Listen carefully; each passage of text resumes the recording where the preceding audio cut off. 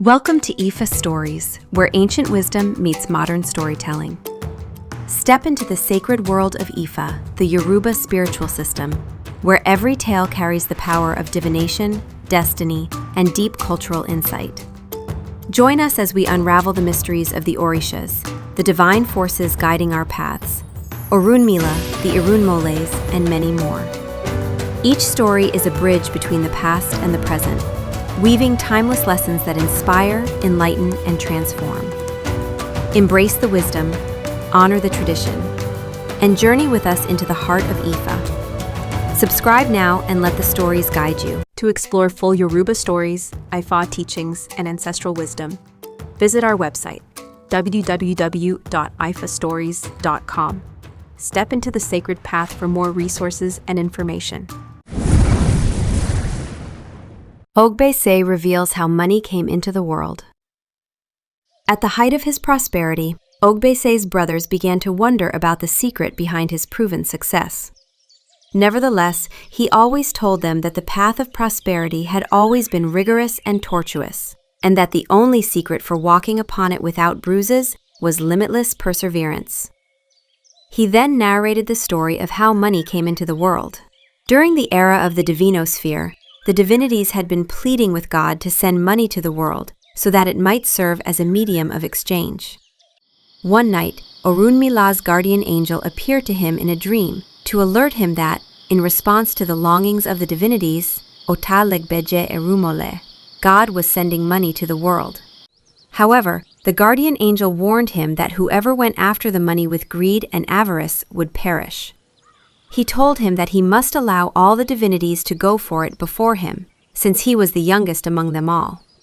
His guardian angel said that anyone who rushed after the money in a reckless stampede would perish before nightfall.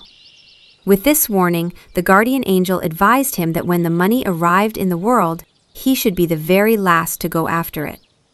Finally, before the apparition ended, the guardian angel advised him to raise a parrot, without revealing the reason for doing so. He acted exactly as instructed.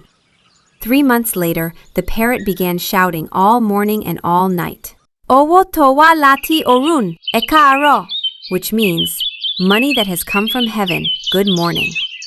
And at night it would say, "Owó tó wá láti ọ̀run, ẹ káàárọ̀," which means, "Money that has come from heaven, good evening." The parrot repeated these words for several days, without Orúnmìlà being able to understand the message it was emphasizing. An old woman who lived nearby, who was the queen of the witches, Iyami Oshoronga in Yoruba and Ohudian in Benin, was the only one who understood the message of Orúnmìlà's parrot.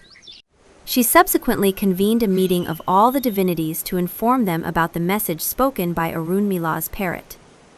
She told them that money had arrived in the world and that they must follow its trail toward the east of the village, or in the direction toward which the parrot faced during its morning and evening greetings. The following morning, Ogún impatiently set out to track the path of the money. After 2 days and 2 nights, he encountered the money deep within the tangled forest. Unknown to him, the mountain of money originated in heaven and had its summit rooted in the earth. In his haste and recklessness, Ogún began excavating the money with an axe and a shovel that he had specially prepared for this purpose.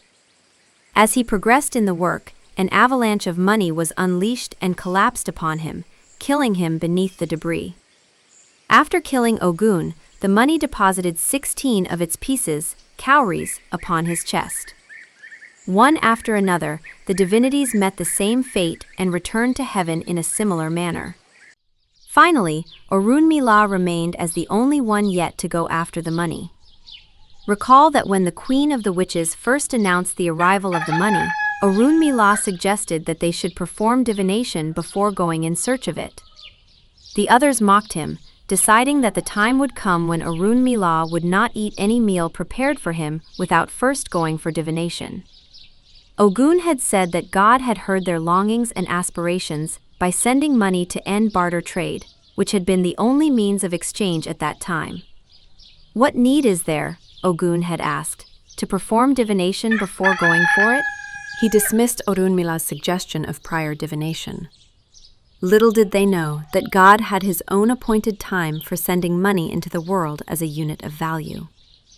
Since the divinities preferred to impose their own coordination over that of God, he decided to send money into the world to end the lives of the greedy and to benefit those who persevered. Interestingly enough, all the divinities who blindly rushed into the vault of money returned to heaven through it. As Orúnmìlà began to wonder why all those who hurried after the money did not return, he decided to go for divination before making any move. In divination, he was told that money would only remain and endure with those who mastered it, and that the only way to master it was to feed it with the food it eats. This meant that he had to make sacrifice with 2 pigeons, 2 ladders, and 2 U-shaped padlocks.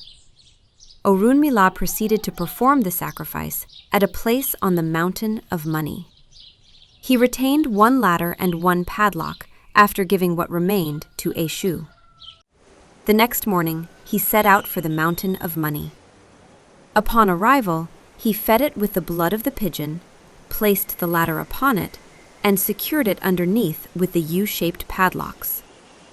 In accordance with the prescription of divination, he returned home after performing the sacrifice without touching the mountain. When he returned the following morning, Ogbe-Ṣe had placed an elongated ladder that narrowed toward the uppermost part of the mountain. As divination had advised, he began the long process of climbing the ladder in order to excavate the mountain from its summit. Each time he dug, he encountered the tools previously used by the other divinities, and upon each of their chests he found a certain number of cowries, which he kept separated by number.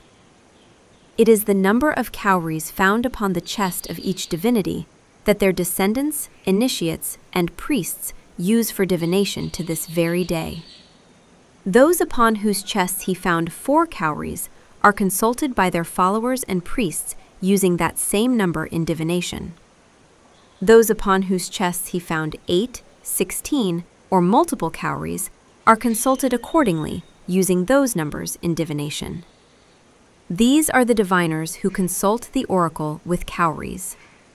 In this way, Orúnmìlà was able to excavate all the money. Upon returning home, he gave the number of cowries he found upon the chests of the divinities to their respective children, who then began using them for divination. Thus, Orúnmìlà became the only divinity who succeeded in excavating the mountain of money without losing his life. This is why the altar of Orúnmìlà is the only one traditionally decorated with a seat of cowries, in commemoration of his triumph in excavating the money from the summit. In divination, a person must be advised that one can only become prosperous without being desperate over the fortune of others around them. Their patience must be tireless. Anyone to whom Ogbe-Ṣe appears in the Igbo will surely be wealthy in life. Such a person must prevent and avoid the palm grub, ogongo, iworiwo, or iton in Yoruba, and oru in Benin. They must forever abstain from fully immersing themselves in water. They must not eat peanuts or meat cut by another person's teeth. If they submerge themselves in a river, Olokun will surely seize them, because it is unlikely that they have fulfilled the required sacrifice. They may bathe using water taken from the river, but must not swim beneath the surface. Their sole profession is commerce, and the art of Ifa is their supplementary activity.